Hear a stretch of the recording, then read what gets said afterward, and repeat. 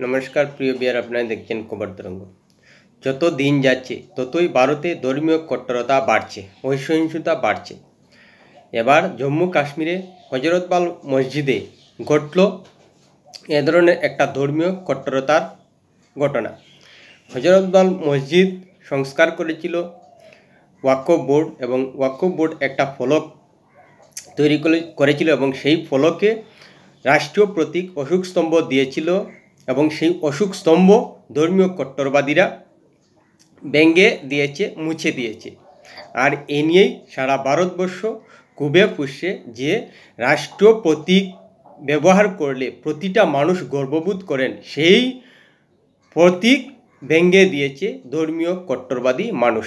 এ নিয়ে অবশ্যই অনেক প্রশ্ন রয়েছে।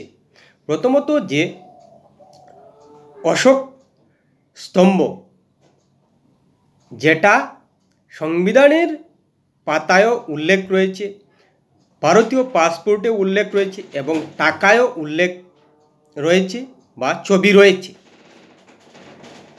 মানে দাঁড়াচ্ছে যে অশোক স্তম্ভ সংবিধানেও পর্যন্ত ব্যবহার হয়, টাকায় ব্যবহার হয়, পাসপোর্টে ব্যবহার হয়। মানে দাঁড়াচ্ছে যে সংবিধান থেকেও ধর্মীয় প্রতিষ্ঠান বড়, তাই কোনো অবস্থায় অশোক স্তম্ভ ধর্মীয় প্রতিষ্ঠানে ব্যবহার করা যাবে না। মানে দাঁড়াচ্ছে কি, দেশের সংবিধান থেকে ধর্ম বড়, এটাই ইঙ্গিত দিচ্ছে। এটাই কি, না হলে ধর্মীয় প্রতিষ্ঠানে রাষ্ট্রীয় প্রতীক ব্যবহার করা হয়েছে, তার মানে রাষ্ট্রীয় প্রতীক থেকে ধর্মীয় প্রতিষ্ঠান বড়, রাষ্ট্রীয় প্রতীক ধর্মীয় প্রতিষ্ঠানে লাগানো যাবে না। এটাই যারা সমর্থন করছেন এটাই বোঝাতে চাইছেন যে রাষ্ট্রীয় প্রতীক থেকে ধর্মীয় প্রতিষ্ঠান বড়। রাষ্ট্রীয় প্রতীক সংবিধান থেকে স্বীকৃত, আর এই সংবিধানই স্বীকৃতি দিয়েছে ধর্মীয় প্রতিষ্ঠানগুলোকে।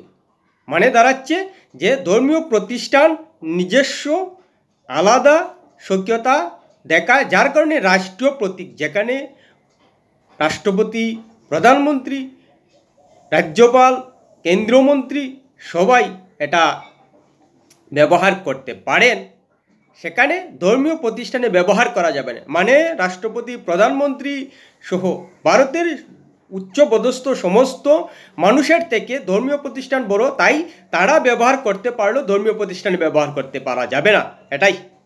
এটাই বোঝাতে চাইছেন সেই সব ধর্মীয় কট্টরবাদী মানুষ, এবং যারা এই ভাঙচুরকে সমর্থন করছেন।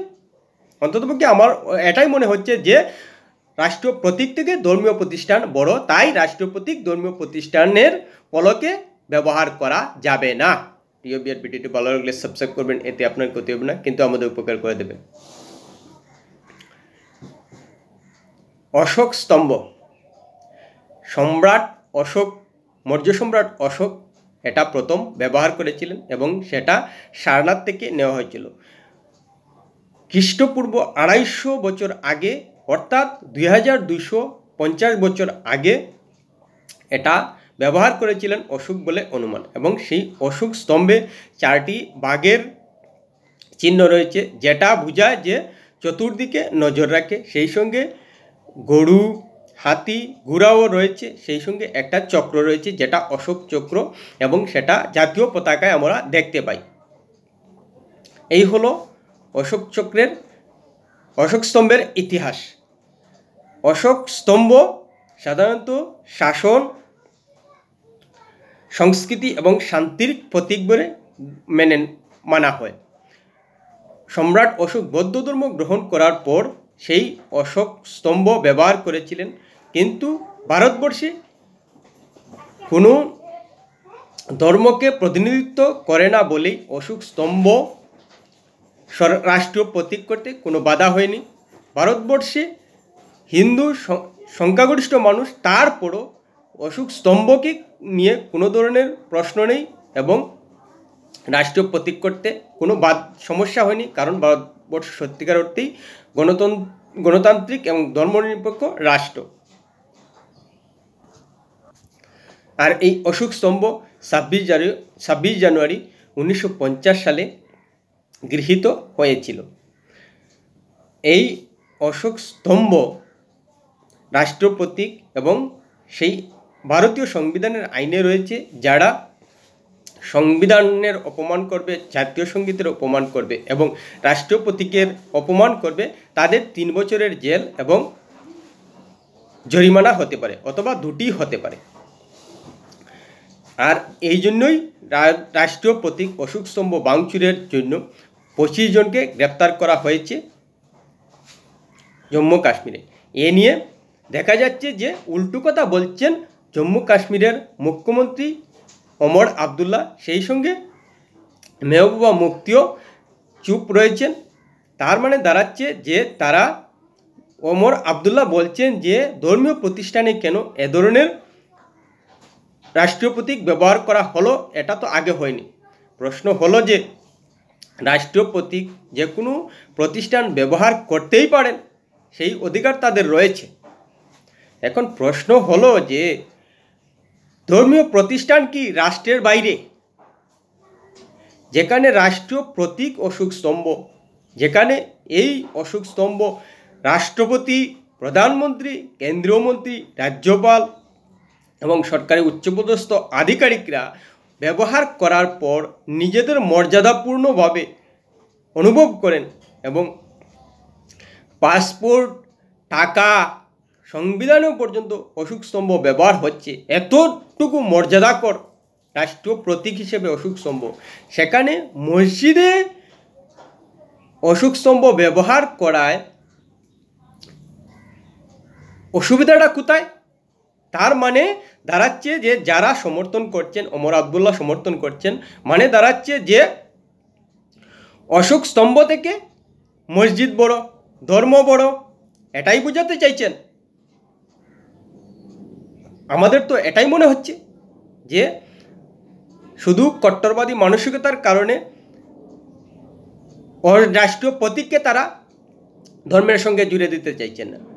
প্রশ্ন হলো যে সংবিধান ধর্ম পালনের অধিকার দিয়েছে না ধর্ম সংবিধান দেশে চালু করার অধিকার দিয়েছে? কোনটা? নিশ্চিতভাবেই সংবিধান ধর্ম পালনের অধিকার দিয়েছে। ধর্ম কোনো অবস্থায় সংবিধান থেকে বড় হতে পারে না। ভারতের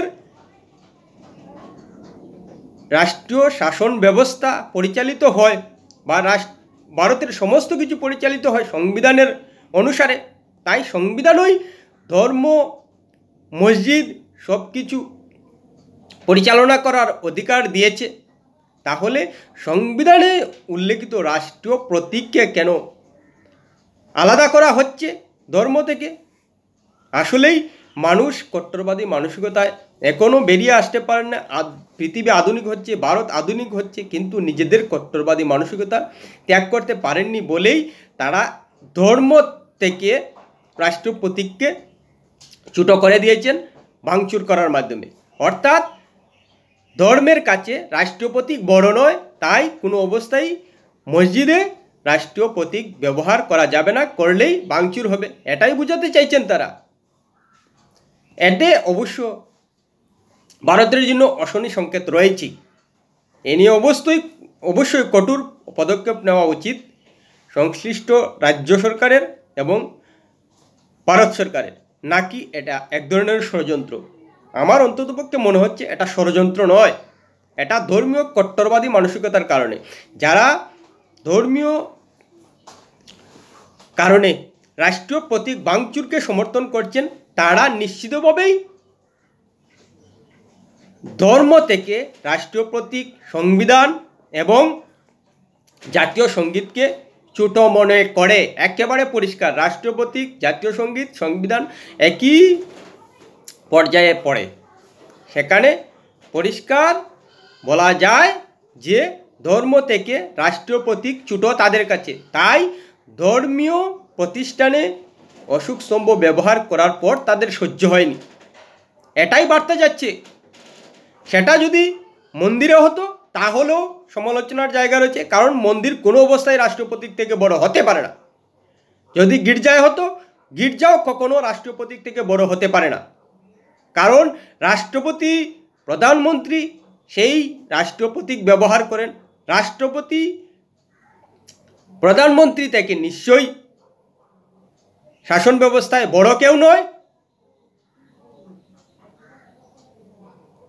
আশ্চর্য লাগছে কোথায় যাচ্ছে ভারতবর্ষ ধর্মীয় কট্টরতার দিক দিয়ে।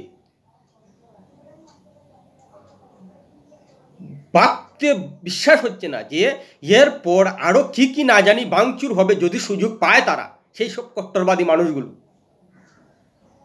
হয়তো জাতিসংগীতকে অপমান করতে পারে সুযোগ পেলে, হয়তো সংবিধানকে অপমান করতে পারে সুযোগ পেলে, রাষ্ট্রীয় প্রতীককে যারা ছোটো করে দিতে পারে, ভাঙচুর করে দিতে পারে, তারা যে কোনো কিছু করতে পারে। তাদের বিশ্বাস নেই, একদম বিশ্বাস নেই, বিশ্বাস করা যায় না। কারণ সামনে উদাহরণ রয়েছে বর্তমান বাংলাদেশ, তাদের জাতির পিতাকে পর্যন্ত অপমান করছে, স্বীকার করছে না। সেটা ভারতবর্ষ হবে না। হতেই পারে যদি ধর্মীয় কট্টরবাদী ভারতবর্ষে মাথাচাড়া দিয়ে উঠে, তাহলে নিশ্চিতভাবেই অশনি সংকেত রয়েছে যে এ ধরনের আরও অপমাননকর ঘটনা দেখার সুযোগ রয়েছে। তাই শুরু থেকেই কঠোর পদক্ষেপ নেওয়া উচিত ভারত সরকারের। কোনো অবস্থায় রাজ্য সরকারের কাছে এই ধরনের ঘটনার বিচার দেওয়া উচিত নয়। সেটা সুপ্রিম কোর্ট এবং কেন্দ্র সরকারের আওতায় বিচার করা উচিত এবং দেখা উচিত। এটাকে কোনো অবস্থায় অবহেলা করা উচিত নয়, গোড়া থেকেই এটাকে শেষ করে দেওয়া উচিত। এবং প্রত্যেকটা ধর্মের মানুষের বোঝা উচিত যে রাষ্ট্রপ্রতীক, সংবিধান, জাতীয় সঙ্গীত কোনো অবস্থায় রাষ্ট্রের ঊর্ধ্বে কোনো অবস্থায় অপমান করা যায় না। এগুলো সংবিধান থেকে স্বীকৃত।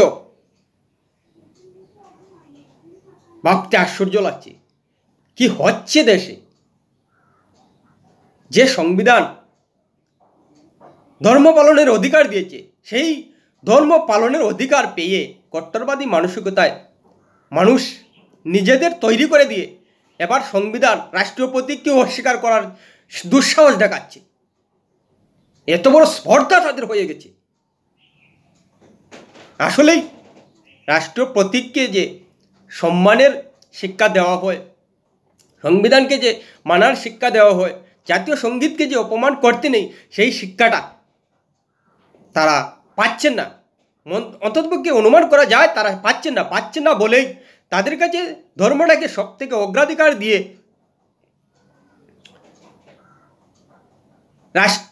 নাগরিক হিসেবে তৈরি করা হচ্ছে। যার কারণেই এভাবে তারা দুঃসাহস দেখাতে পেরেছেন রাষ্ট্রীয় প্রতীককে ভাঙচুর করতে। ধিক্কার জানানোর ভাষা নেই তাদের ক্ষেত্রে। যে রাষ্ট্রীয় প্রতীক রাষ্ট্রে থাকলে নাগরিক হিসেবে সর্বোচ্চ অগ্রাধিকার দেওয়ার কথা, সেখানে ধর্মকে অগ্রাধিকার দিয়ে তারা রাষ্ট্রীয় প্রতীককে মুছে দিয়েছে। কতটুকু আস্পর্ধা থাকলে এরকম মানসিকতা হতে পারে? তাদের কাছে রাষ্ট্রীয় প্রতীক থেকে ধর্ম বড় হয়ে গেছে। মানে দাঁড়াচ্ছে যে রাষ্ট্র থেকে তাদের কাছে ধর্ম বড়। এটাই আসছে বার্তা। এটা কোনো অবস্থায় সহনায়ক হিসেবে আমি যে ধর্মেই পালন করি না কেন, কোনো অবস্থায় এটা গ্রহণযোগ্য হতে পারে না। কোনো ধর্ম এসব করতে পারে না রাষ্ট্রীয় প্রতীককে মুছে দেওয়ার মতো ঘটনা। আশা করা যায় ভারতের প্রতিটা মানুষ এ ধরনের ধর্মীয় কট্টরতার বিরুদ্ধে সোচ্চার হবেন এবং যারা সমর্থন করবেন তাদেরকে ধিক্কার জানানোর মতো ভাষা প্রয়োগ করে তাদেরকে গোড়া থেকেই থামানোর ব্যবস্থা নেবেন। ভিডিওটি ভালো লাগলে লাইক, শেয়ার, কমেন্ট করবেন।